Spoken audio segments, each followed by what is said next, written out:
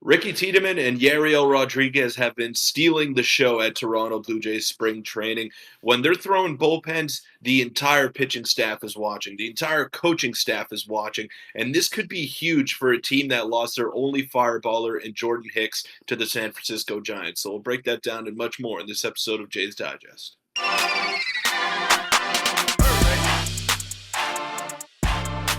What's up, Jays fans? I'm your host, Peter Vryonis, alongside host Nick Gosse. Now, Ricky Tiedemann and Yariel Rodriguez have been on fire thus far, and they're throwing in the high 90s already. They're already starting to ramp things up, and a lot of insiders, a lot of coaching staff members of the Toronto Blue Jays just believe that they can be huge parts of the team this year and could really help out that bullpen right now. Not sure where Ricky Tiedemann slots in right away. Don't know if he even makes the team out of spring training just because they want to ramp up his innings and whatnot. But these two guys have been flashing some electric stuff and hitting high 90s on the radar gun.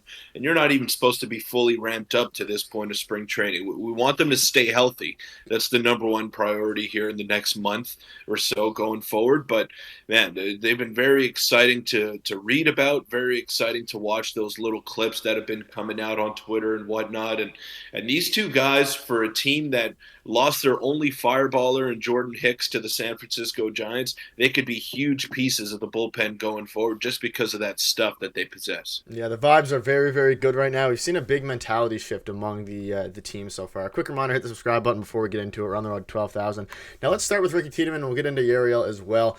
But Peter, there's just a lot of stuff going on about Ricky Tiedemann. We can start by saying I believe he gained, I think Keegan said, 30 or so pounds. Apparently he's going up to camp absolutely jacked, and he was a pretty jacked guy beforehand, and he is pumping 96 miles per hour. There's so much stuff to go over. Let's just start with this.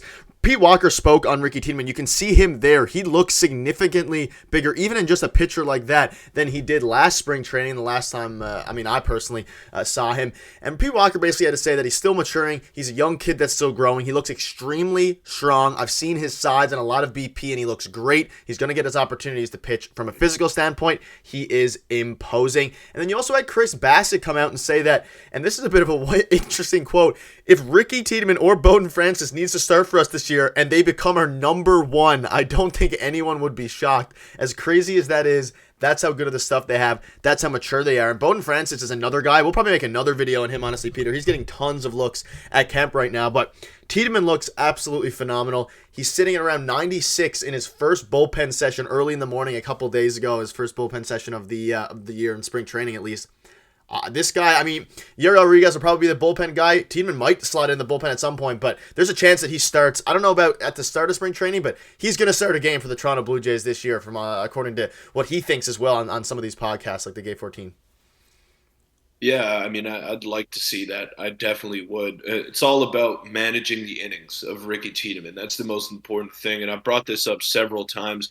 The way that the Miami Marlins, handled Eury Perez last year, who is another young guy. He's 20 years old. He made his rookie debut last year. He only threw 91 innings, and that was even pushing it. They brought him back up because they ended up making the playoffs, and they wanted to have that arm in their rotation.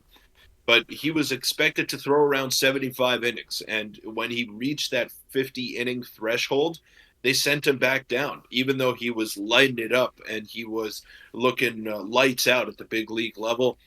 It doesn't matter. It's a long-term process with these guys, with these top prospects. And Ricky Tiedemann is a top prospect. He's the best left-handed pitching prospect in baseball. So you got to take your time with him. You got to make sure that he heals from his injuries that he had last year, and by all accounts he has, because he's already back and throwing 90, upper 90s, so he looks good. But any sort of ailment, any sort of pain, you got to shelf him for a while, and you got to make sure that he's 100% and ready to go before you start to ramp up his innings above 100, 120, 150. Those are the benchmarks that he's going to have to clear before he becomes a full-time starter at the big league level. But I think he can get there, and his stuff is probably the best in the organization. And one thing quickly on Bowden Francis, he's going to be the guy who's competing for the fifth starter spot out of spring training with Alek Manoah. And I know the ideal scenario is to have Alek Manoah uh, return to form and be that guy. And I wouldn't be surprised if Alek Manoah is at the top of the rotation by the end of the year. But if he struggles for whatever reason, and if he can't get back to that form, then I think you just cut your losses if you're the Blue Jays and you turn it over to Bowden Francis, who showed a lot of good things last year when he was tasked with the ball. So I'm excited to see all this internal competition and all these lively arms battling it out for the final spots. It's always a fun time of the year. Again, this is what you saw here, about 96 miles per hour. This was a couple days ago. Shout out to all the Keegan and other reporters down there who are taking all these pictures. But I mean, you mentioned it. You can look at his innings last year for Ricky Tiedemann, and you look at a variety of things. Obviously, the Arizona Fall League was the big one where he pitched 18 innings. He won the most outstanding pitcher, or whatever the award was. But when you look at his total workload for 2023, if you exclude, or even if you include the Arizona Fall League, you're looking at about 44 innings, excluding the Fall League. And then if you add the 18, you're at about 60-ish, 64, 62. But even in those 62 innings or whatever it is, that's not a lot. And obviously, I think maybe the Alek Manoah situation might even make them more careful. Not necessarily because it was all the fault of the team and Alek Manoah. He just pitched a lot of innings and it ended up hurting him. A lot of cases of dead arm, people are saying out there. They're going to be very careful. We saw how careful they were with his injury last season. So there's a possibility they bring him up, see how he does, and then send him back down, or at least manage his workload very intently. And that's the biggest reason I don't think we're going to see him start the season with the team, is because he needs to get some innings in AAA or wherever. I'm assuming he's going to start in AAA, and assuming he dominates down there for however many innings, they can get up and have a look. So any final thoughts on that? He is exciting. He's going to play for the Blue Jays this season at some point. Who knows the role yet? I think they want to keep him in the starter spot, probably in a spot where even if they have to send him back down rather than a bullpen, even if it's just because the bullpen is absolutely loaded and there's guys in AAA who could slide into the bullpen as well. So any final thoughts on that before we move on to another guy who, speaking of bullpen, is probably going to slot in there to start the year? I think Ricky Tiedemann can be a bullpen arm as soon as this year, and I'll use another example of a young pitcher of the Houston Astros, Hunter Brown, who was brought up to throw about 20-ish innings out of the bullpen, and then he was used in the playoffs as well as a bullpen arm. So that's another avenue that the Jays could take. Let him get his 50, 60 innings in AAA this year, and then bring him up and use him sporadically out of the bullpen and build him up that way.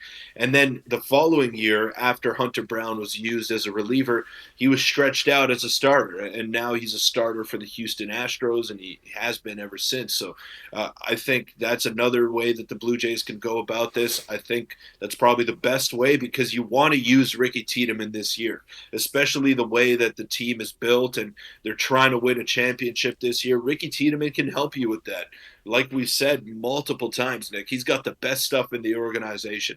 A lefty that can touch high 90s, maybe even up to 100 at times. His changeup is his best pitch. It's not even that near triple digits fastball. So he's got a lot of weapons that he can use to get outs at the big league level, and he's going to be very effective the minute that he is brought up.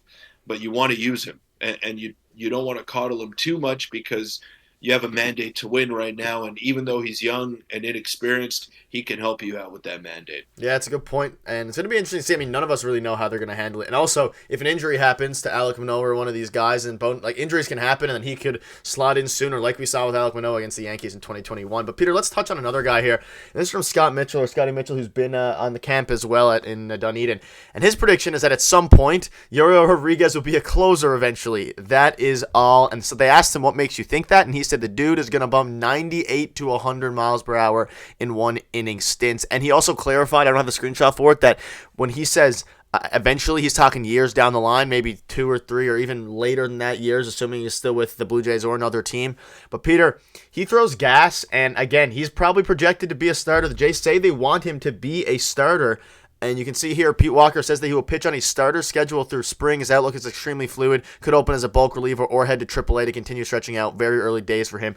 The Jays have a ton of weapons, a ton of question marks as well, but they're kind of good question marks between Ricky Tiedemann and Yariel Rodriguez here.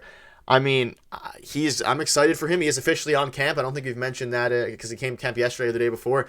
And I've never seen more people or more players, coaches, staff watching, reporters even watching a bullpen than Yariel's. I think it was yesterday that happened. So Well, there's just that factor of unfamiliarity with him, and you don't really know who this guy is. We've heard a lot about him. We saw him in brief stints Yep. at the World Baseball Classic, and he looked pretty good there against major league competition. But I guarantee you, major leaguers don't really have time to watch the NPB. They don't have time to watch baseball in Japan because they're so focused on their own team and their own careers that they're not familiar with a lot of the players there unless they have previously played in the major leagues. So there's that unfamiliarity factor with Yariel Rodriguez. He's got all the great stuff that you're hearing about in these articles that are coming out and scouts and whatnot, but you want to see it for yourself. And he's coming in there and he's trying to prove a point. And he did sign for a lot of money. He's going to get his shot in the major leagues. There's no doubt about that. But he's still there to prove himself. And he's still there to show that, hey, I'm just as good as these guys, and I want to be a starter at the big league level long term. I signed a 4-year deal. I intend to be a starter for the duration of that, and that's what he's trying to prove right now. And guys are not looking over their shoulder, but they want to see who's coming in here to maybe take a job or two. So it's interesting to follow all these internal battles, the guys that maybe have never played together before, and it's just great to see. The vibes are great at spring training thus far. The competition is at a big time high level, and I'm very excited for them to actually get out there and play some games. Yeah, I think it's the best vibes I can remember in a while, just because of everyone changing. I think it also has to do with them, of course, losing in previous years. But Manoa's looking great. Vladdy, which I'm sure we'll cover eventually, looks great. And I don't know, I'm just excited to see. There's a lot of things to be excited about. And let's also keep in mind, not necessarily that the Jays are going to do it. The amount of free agents that are still available is a little bit absurd at this point. Cody Bellinger, Matt Chapman, Blake Snell, like all these guys, Jordan Montgomery. So the MLB still could change up, whether it's for the better of the Blue Jays or for worse. But that will wrap it up. Any quick final thoughts before we wrap up? I'm just excited for baseball to start again. This is the exciting part of the year. Everyone is talking about all these things, and there's a lot of internal battles. We have Tiedemann here, a lot of things to be excited about, and we're almost at that time. 6 days away from the first, I believe 6 days or 5 days from the first spring training It's game. five There you days. go. Time is flying. And any quick final thoughts before we wrap up and see you guys tomorrow? Saturday is the day that it all gets started in spring training, February 24th, sorry, and we're almost there, man. We're almost there. I know spring training is not the most exciting baseball. Obviously, guys aren't going full throttle right out of the gate, but it's just great to see these guys playing, and I'm wondering what the vibe is going to be like once they step on the field for the first time as a group. Yep, and let us know what your thoughts are on Yariel as well as Ricky Tiedemann, and we'll have you covered for everything. Coming up, if you want to check out our video from yesterday, click on your screen now. We'll see you tomorrow.